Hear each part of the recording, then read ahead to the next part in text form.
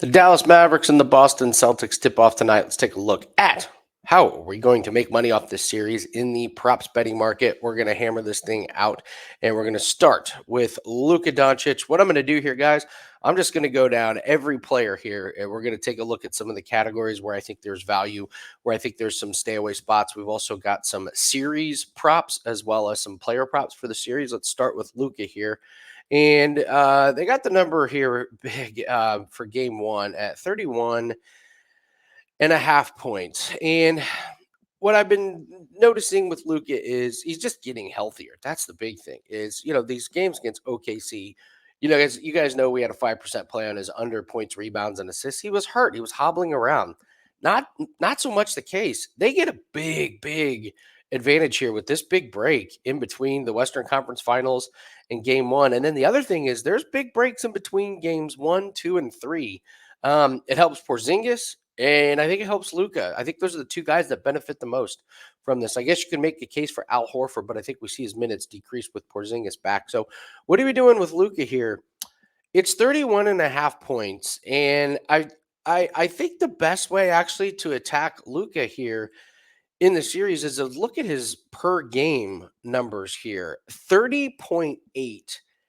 I think he goes over this game. I'm not really sure that the Celtics have anybody to really stop him. Now, does anybody in the league have anybody to stop him? No, but if they put guys that are a little bit smaller on him, like Brown and maybe Jrue Holiday, maybe Derrick White, Luka can back them down and he can get inside the paint. He does it against everybody. If they try and put a little bit of length on him, I think he's going to take him off the dribble. I think he's pretty a very, very tough matchup. And I wonder if the Celtics are going to give a little bit too much attention to Kyrie in this series with the history he has with Boston and kind of taking that challenge. I think there's a couple things going for us. I think we're going to get a 40-point game from Luka. He's in the zone. He's playing so well right now. And if he gets a 40-point game, could be really that thing to ignite this play over the average of 38.5. The other thing is these guys are going to play 45 minutes, 48 minutes. Would it surprise anybody if one of these guys plays 48 minutes in one of these games, especially the first three? What are you saving them for? And you get a couple days break. So ever so slight increase in minutes maybe. So when I'm looking at Luka, I'm staying away from points, and I'm probably just taking the points per game average. We look at rebounds, same thing. I talked about this on WagerTalk today, rebounds per game. I would look at over 8.9. Against the Clippers, he went under, but the next two series, he flew over it. Again, a few more minutes. That's how I would look at taking Luka. His PRA is a little bit too high. He's been dancing around this 49.5. 3-pointers, they bumped this thing up to 3.5.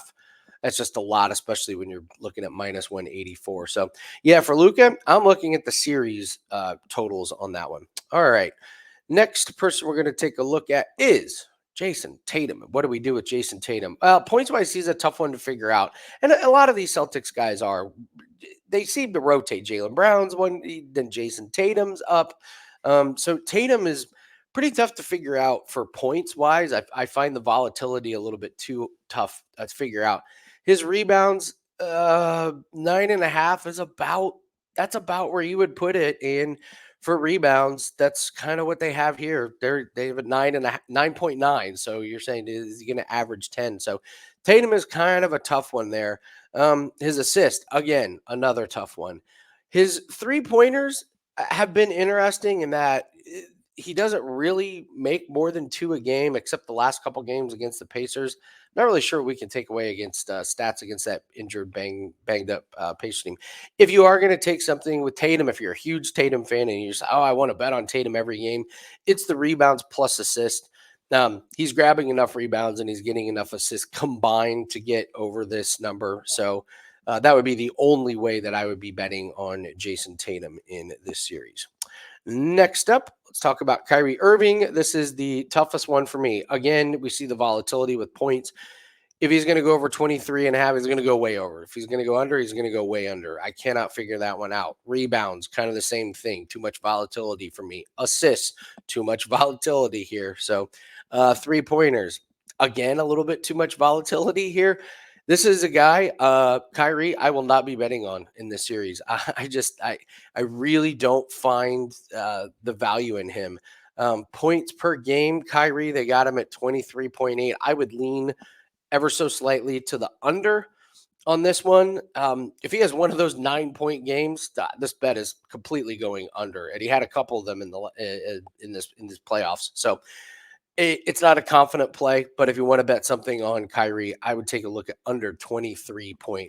Just one really low scoring game, and that bet will cash for you. So, but Kyrie, one of the tougher guys to figure out.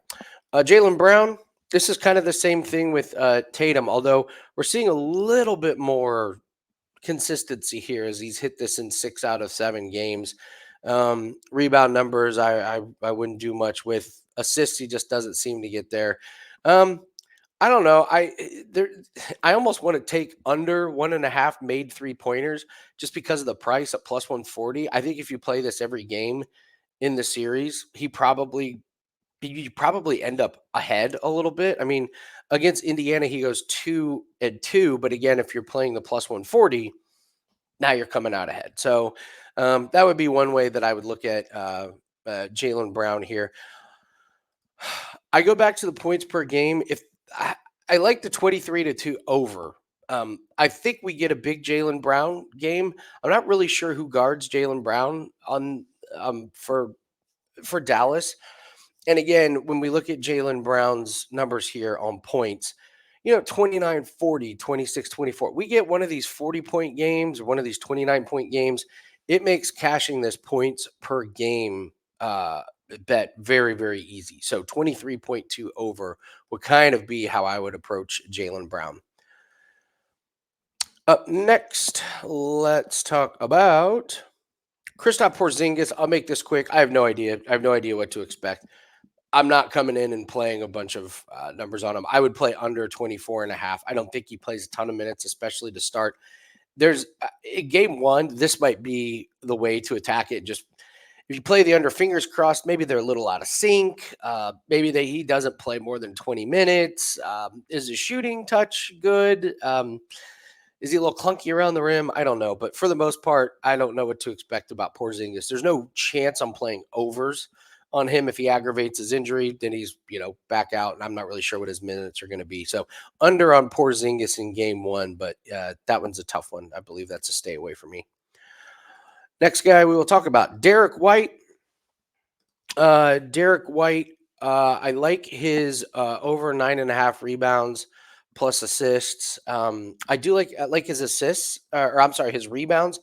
It's juicy at minus 158, but again, I think we get a little uptick in the minutes here. But I like the rebounds plus assists. He's very, very active. Nothing there with the 3-pointers. Nothing really with the points. Rebounds, he's got a lot of these, but again, you're paying a pretty penny on those. So rebounds plus assists is Derrick White, but not really sure. I believe too much in a lot of value on Derrick White. There are a few guys that we are going to see some value on, and Jrue Holiday is absolutely one of them. The guy is as consistent as it gets. Just an insane pickup for the Celtics. I mean, just Christmas gift, just wrapped on a bow tie, Jrue Holiday. I love watching Jrue Holiday play. He conserves his energy, and all of a sudden, the fourth quarter, there he is grabbing the most important rebounds, getting the big steal, making the big shot, and consistency with the points is great. He even went over his points total when he was sick. Now that was because he scored, I think, like 7 points the last 30 seconds or something crazy like that. But he's healthy now. This is a guy that they are desperately going to need to play well on defense. He's going to be out there a ton. Jrue Holiday over points is absolutely worth a play. Rebounds spiked here I don't take too much away from these. I wouldn't overreact to them. Assist, not that great. 3-pointers is kind of interesting, but minus 205. No, thank you. Jrue Holiday, you're keeping it pretty simple, and 12.5 points. I believe if you play this every game in the series, you're going to come out ahead. PJ Washington is a guy. I'm not too interested in his points. I'm not too interested in his rebounds. Sign me up for this 1.5 assists over at plus money. Absolutely. PJ Washington, I was looking at his minutes. This guy played 39.4 minutes in the last series. 39.4. He didn't have any assists in the first two games, but then in the last three, he gets to two. Yeah, if I get a guy that's going to be on the court for 40 minutes and I need two assists at plus money, I know he's not going to be facilitating and getting a bunch of shots available to people, but yes, absolutely. I will take this one at plus money all day, every day. So PJ Washington, I think people will gravitate towards his 3 pointers. By the way, um, just 2.5 number. What a sucker bet. You're like, oh, over plus 164. Yeah, he hasn't gone over in his last 7 games. But yeah, the low number on the assist is the way to play PJ Washington. Next player that we are going to talk about, Derek Lively. I find him a little bit difficult. You want to talk about another guy with a low number on assists? Here we go. Take these big guys who are just on the court quite a bit. I know we think of Derek Lively around the rim and rebounds and everything, but I can't ignore 5 games in a row with 2 and 3 assists when they're putting this number at 1.5. So again, you play this every game in the series. I think you probably come out ahead. I guess one of the things with Lively is I'm not really sure what him and Gafford's role is going to be. I think they both kind of play the same role. So 8.5 points, yeah, I kind of like it. I'm going to get to Gafford in a second, and I really like his points over in this series. But for Lively, yeah, it's the assist number. Let's take a look at. I believe Gafford is actually next on the list. It is. So props.cash has it 7.5. I'm going to bump this up to 8.5 because that's kind of what I'm seeing at most books. Um, I think Gafford's a matchup nightmare for Boston. He's the big guy inside that can muscle Porzingis around. Especially with Porzingis coming off of the injury, and then Al Horford. Okay, is Al Horford going to guard the lob? No. Is a hobbled Porzingis going to guard the lob? No. So I think Gafford gets 1 or 2 alley oops. I think he gets some putbacks. I know Tatum's going to be crashing the boards hard, but Gafford is kind of. I think he's got a lot of value. And I know the talk from if you ask Boston fans what they will think is, well, they think Boston wins in 4, but I think Boston fans think they may win in 3. Um, but Boston fans will say, well, we can stretch the floor. Yeah, and Gafford can grab a lot of rebounds.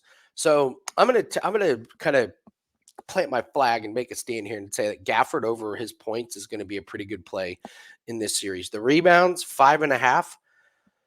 He did it in 2 out of or I'm sorry, he did it in 3 out of 5 games against Minnesota. Can he do it against Boston? Yeah, absolutely. So I like Gafford. I think he's worthy of a play in games 1 and 2. Maybe reset and see where we're at, see where the points are, the rebound numbers are. But Daniel Gafford over his points, I think it's low enough to where I think there's value in that one. Al Horford, I have no opinion. I don't know what his. I'm just going to gloss over Al Horford. I don't know what his minutes are going to be with Porzingis back in the lineup. Peyton Pritchard, no opinion. Jaden Hardy is an interesting one. He's really kind of come on and provided a little bit of a spark here. I got his game log here, and so really didn't play that much against the Clippers. Played 15 minutes and 11 minutes in the last couple games against OKC. And this last game, okay, 11 minutes, 2 of 6, made a 3-pointer, got 5 points. And we see his minutes kind of tick up here. We also see his field goal attempts tick up: 3 of 5, 5 of 8, 2 of 4, 3 of 7. So, and this guy started 1 of 2, but then his minutes kind of go up, his production goes up. He's been a really nice spark for him. My worry is, it's the finals. Do they need a spark? You know, or do they just ride their starters, a ton? I don't know how many minutes he's going to get, but could he come in and get 10 minutes and make a couple of shots? Yeah, he could. This 4.5 is pretty good. He's made 3 and then 1 3-pointer in his last couple games. So I love these guys at really, really low numbers. I just don't know if he's going to get the minutes and the chances to get in there, but he's a guy that I would look at. Josh Green, we all know what we're doing with Josh Green. His 3-pointers, he didn't get one against Minnesota. Just rinse and repeat. You take him to make a 3-pointer in every game. He only takes like one, maybe two. So the one time you see him shoot, you better hope it goes in. But that's the way that I would attack that one. And finally, Sam Hauser seems like he's kind of on the outs. I don't think they have much use for him in the series unless there's some insane blowout that he comes in and you get some garbage time points. But Sam Hauser's points have not been there. Only went over one time, and that was in the last game of the series when he went over in that one. So 3-pointers. You might take the under. I actually think the under might be a good play here. I mean, this guy only hit one 3-pointer in 4 games, and you're getting plus 164. So I don't know how many minutes this guy's going to play in this series. I don't think he's that great of a matchup. I don't think he gives Boston a lot of advantages while he's out there. So, and then finally, Maxi Kleber. We talked about him. I mean, it's do you want to take him to make a 3-pointer? I kind of do. Uh, uh, I kind of think that he's healthier. If they need something different, he's the guy that comes in. He's in there to shoot and space. So I would just take him to. I don't know.